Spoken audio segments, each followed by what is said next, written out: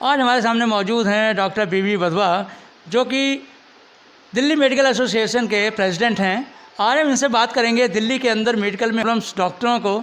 तो डॉक्टरों की जो समस्याएं आज आए दिन हड़ताल हो रही हैं, कई हॉस्पिटल के अंदर डॉक्टर मुसीबत में हैं। डीएमए निकल के आया है बाहर, देखते हैं डीएमए ने क्या अरेंजमेंट किया है और क्या सरकार से बातचीत करने की कोशिश की जा रही है। डीएमए के डॉक्टर बधवा हमारे साथ हैं। डॉक्टर बधवा, आपकी तरफ से क्या कोशिशें की जा रही हैं डॉक्टरों की हेल्पिंग हैंड के लिए? सरकार से क्या बातचीत हो रही है आपकी, ज़रा उसके बारे में बताएं। देखिए, दिल्ली मेडिकल एसोसिएशन के 25,000 डॉक्टर्स पूरी दिल्ली में हैं, और जितने भी सरकारी हॉस्पिटल्स के डॉक्टर हैं या प्राइवेट में काम करते हैं या नर्सिंग होम्स हैं जिनके, सभी डॉक्टर्स हमारे मेंबर्स हैं। तो पिछले काफ़ी समय से म्यूनसिपल कॉरपोरेशन में ये सैलरी की समस्या चल रही है, डॉक्टर्स को हड़ताल पे जाना पड़ता है। आप देख रहे हैं कि कोरोना का टाइम चल रहा है, पेंडेमिक चल रहा है, और पेंडेमिक में डॉक्टर्स अपनी जान पे खेल के जो है पेशेंट की जान को बचा रहे हैं, पेशेंट की सेवा कर रहे हैं। और ये कितनी बड़ी ट्रेजेडी है कि उनको सैलरी के लिए हड़ताल पे आना पड़ा। दिल्ली मेडिकल एसोसिएशन ने जब देखा कि हमारे जूनियर डॉक्टर्स जो कि दिन रात मेहनत करते हैं और लगन से काम करते हैं, उनको सैलरी जब नहीं दी जा रही है, तो उनके साथ में हम खड़े हुए। हमने उनकी समस्याओं को समझा। एक एग्जांपल देता हूं कि एक डॉक्टर जब बनता है, जब वो सरकारी उसमें हॉस्पिटल में जूनियर डॉक्टर बनता है, तो वो दिल्ली के बाहर से अगर आया है तो उसको मकान का किराया भी देना है, उसने गाड़ी वगैरह ली है या किसी का लोन देना है तो उसको लोन देने में भी दिक्कत आ सकती है।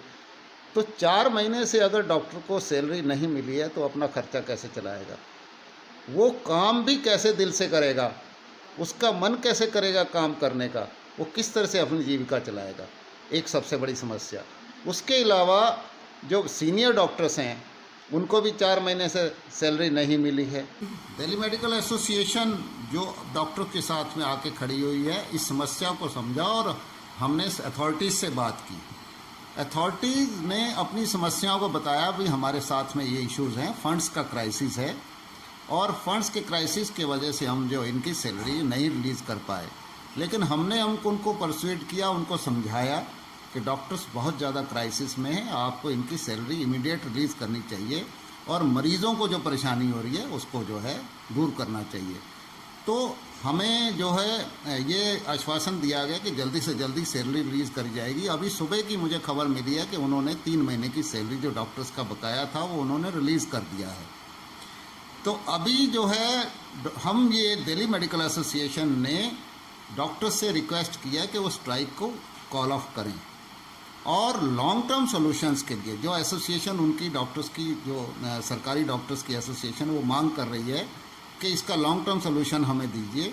तो हमने लॉन्ग टर्म सॉल्यूशन के लिए अथॉरिटी से बात की है, और हमने ये कहा है कि एक टाइम बाउंड महीना 1.5 महीने में इसका एक आप ड्राफ्ट तैयार कीजिए, ताकि ये कि डॉक्टर्स को बार बार स्ट्राइक पे ना जाना पड़े, और इस तरह की परेशानी से मरीज भी बचें, और अथॉरिटीज़ भी जो है एक इस चीज़ को देखें कि सैलरी जैसा जो इशू है इसको सॉल्व करने की कोशिश करें।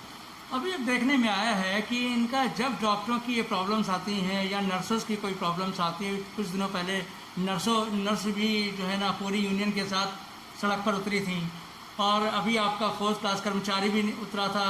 अब डॉक्टरों की बारी है, उसके बाद फिर सीनियर नर्सिंग रेजिडेंट की बारी थी। तो ये सारी चीज़ें आए दिन होती रहती हैं। इनका परमानेंट सोल्यूशन के लिए आपने तो बात की है, लेकिन क्या अब फ्यूचर में देखने में आता है कि ये हमेशा केंद्र सरकार से पैसा मांगते हुए नजर आते हैं? तो ये केंद्र सरकार और राज्य सरकार ये दोनों आपस में किस तरीके से कॉम्बिनेशन बनाएंगे जिस तरीके से ये जो है आम कर्मचारी को, जो रेजिडेंट हैं आपके, उन लोगों को प्रॉब्लम्स ना हो? देखिए, सबसे इम्पोर्टेंट बात मैं आपको बता दूं, दिल्ली मेडिकल एसोसिएशन इस तरह की राजनीति में नहीं जाना चाहती। अभी आपने कुछ दिन पहले देखा होगा कि आप सरकार के किसी मंत्री ने ये कहा कि जी एमसीडी के हॉस्पिटल्स जो है हमें दे दीजिए, आप अगर नहीं चला सकते। कुछ दिनों पहले हमने सुना कि केंद्र सरकार जो है एमसीडी के हॉस्पिटल्स को ले ले। लेकिन हम इस राजनीति में नहीं जाना चाहते। इसकी समस्या का समाधान के लिए जो है एमसीडी को खुद ही ये कोशिश करनी पड़ेगी, फंड्स को क्रिएट करना पड़ेगा। जो प्लान्ड एक्सपेंडिचर है वो दिल्ली सरकार को देने चाहिए, जो केंद्र सरकार से उनके पास आते हैं। सैलरी तो प्लान्ड एक्सपेंडिचर में आता है, और उनको जो है टाइम पे सैलरी दी जाए, उस फंड को कहीं और ना यूज़ किया जाए, तो इस समस्या का समाधान हो जाएगा। अभी देखने में आया है दिल्ली के अंदर पेशेंट्स तो कम हो गए हैं काफ़ी, लेकिन जो हॉस्पिटल के अंदर जो बेड हैं वो काफ़ी ज़्यादा बुक कर रखे हैं इन्होंने। तो वो जो देखा जाए कि पेशेंट कम बेड, तो इन दोनों में कॉम्बिनेशन बन नहीं पा रहा है। जो आपका 45,000 ये कहते हैं कि हमारे पास 90,000 बेड खाली पड़े हुए हैं, लेकिन अभी पीछे हमने देखा गया कि 8,000 के आसपास जो है पेशेंट पर डे हो गए थे, ठीक है ना। लेकिन वो क्या है, जो आते थे वो ठीक भी हो जाते थे, तो माइनस करके लगभग ये कह रहे थे कि 8% हमारे पास पेशेंट रह गए हैं, बाकी सारे ठीक हो गए हैं। तो अगर ठीक हो गए हैं पेशेंट, तो इतने सारे बेड की हॉस्पिटल में क्या ज़रूरत है। हॉस्पिटल में स्पेशल इन्होंने जगह भी ले रखी है, बेड भी ले रखे हैं, उसका भी खर्चा है। तो ये लोग क्या वो खर्चा दे रहे होंगे जो इन लोगों का पेट काट के इन लोगों की सैलरी पेंडिंग कर देते हैं। इसमें आपका क्या कहना है, आपने कभी कॉम्बिनेशन किया इस पर? बिल्कुल लिया है। दिल्ली मेडिकल एसोसिएशन ने दिल्ली सरकार को लिखा था कि जब हमारे जो कोरोना के पेशेंट कम हो गए हैं, तो आप इन बेड्स को ख़त्म करके जनरल में डालिए। आप एक चीज़ को समझिए, इस बड़ा इम्पोर्टेंट है कि क्या सारे पेशेंट तो कोरोना के नहीं है ना। जो नॉर्मल सर्जरीज होनी है, एएनसी के हैं, बच्चे हैं, उनके ट्रीटमेंट कहाँ होगा, वो कहाँ जाएंगे पेशेंट्स। तो इस बात को सोच के दिल्ली मेडिकल एसोसिएशन ने दिल्ली सरकार को लिखा कि अब क्योंकि कोरोना जिस तरह से कम हो रहा है, तो आप इन बेड्स को रिलीज़ करिए, नॉर्मल पेशेंट के लिए लाइए, ताकि ये है कि ये समस्या का समाधान हो। एक आपकी बात का ये जवाब है।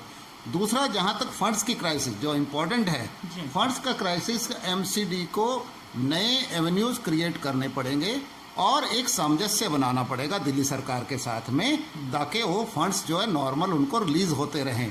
कन्फ्रंटेशन से नहीं चलेगा। दिल्ली हम जो है ये नहीं, इस राजनीति में नहीं जाते, दिल्ली मेडिकल एसोसिएशन इस राजनीति में नहीं जाती कि आप जो है आप सरकार इस हॉस्पिटल को ले ले या केंद्र सरकार ले ले। नहीं, हम चाहते हैं कि इस समस्या का समाधान हो, आपसी बैठ के हो। और जब एक चीज़ है क्लियर कट पता है कि डॉक्टर्स की सैलरी देनी है, क्यों ना उसका एक सेपरेट अकाउंट बनाया जाए, ताकि उनको इस समस्या से जूझना ही ना पड़े, अभी मरीज की तरफ ध्यान करें। अभी देखने में आया है हिंदुरा हॉस्पिटल वालों ने जो है ना थोड़ा सा सख्ती बरती है। उन्होंने कहा हम किसी भी प्रकार का कोरोना बेड जो है हम देना पसंद नहीं करेंगे, हमारा हॉस्पिटल नॉर्मल ट्रीटमेंट के लिए पब्लिक के लिए खोल दिया जाएगा, और हम कोई भी पेशेंट जो है ना कोरोना के पेशेंट का बेड नहीं देंगे। तो क्या ये बात सही है, क्या मानते हैं आप, क्या वास्तव में? नहीं, इसमें भी थोड़ा सा मैं आपको बताऊं, बड़ा इम्पोर्टेंट आपको एक इन्फॉर्मेशन देना चाहता हूं। सुप्रीम कोर्ट में एक PIL डली थी कि डॉक्टर्स की सैलरी, कोरोना वॉरियर्स हैं, इनकी सैलरी को ना रोका जाए। सुप्रीम कोर्ट का ऑर्डर आया कि भाई इनकी सैलरी को रिलीज़ किया जाए। अब क्या हुआ कि जो इनकी सैलरीज को ये रिलीज़ नहीं कर पाए, तो इन्होंने फटाफट उसको कोविड से नॉन कोविड में क्रिएट कर दिया, ताकि ये है कि इनकी सैलरी जो है हम जो है नहीं रिलीज़ कर पा रहे टाइम पे, तो हम आराम से दे दें। तो ये थोड़ा सा इशू ये वाला आया था। तो जो आप बता रहे हैं ना, तो जो अभी आप बता रहे हैं कोरोना में हॉस्पिटल को नॉन कोरोना कर दिया गया, तो ये एक बात थी इसमें। अच्छा, तो इस चीज़ को इस तरीके से इनका कहने का मतलब ये है कि अगर ये सैलरी नहीं देते हैं तो हम कोरोना पेशेंट्स का ट्रीट नहीं करेंगे। अदरवाइज जो है अगर इनको पेमेंट देनी है, सैलरी पूरी देनी है, तो फिर हम पूरे कोरोना पेशेंट का हम जो है पूरा इलाज करेंगे। नहीं, डॉक्टर कभी इस तरह की बात नहीं करता है। मैं विश्वास से कहता हूँ, मेरा कोई भी डॉक्टर कॉलेज ये बात नहीं कह सकता कि वो कोरोना के पेशेंट को ट्रीट नहीं करेगा या दूसरे पेशेंट को ट्रीट करेगा, कोरोना को मना करेगा। ऐसा डॉक्टर कभी नहीं कहता। ये हो सकता, तो बाहर आगे खड़े बाहर आगे खड़े हो सकते हैं, तो मना भी तो कर सकते हैं। नहीं, मना नहीं, डॉक्टर कभी मना नहीं करता। कोरोना पेशेंट हो, नॉन कोरोना हो, डॉक्टर की जहाँ ड्यूटी लगती है वो पूरी तन्मयता से काम करता है। इस बात का मुझे पूरा विश्वास है। जयप्रकाश हॉस्पिटल के अंदर पेशेंट को बाहर खड़ा रखा गया, लेकिन उनका एडमिट नहीं किया गया और मीडिया को अंदर जाने भी नहीं दिया गया, उसके बारे में आपका क्या कहना है?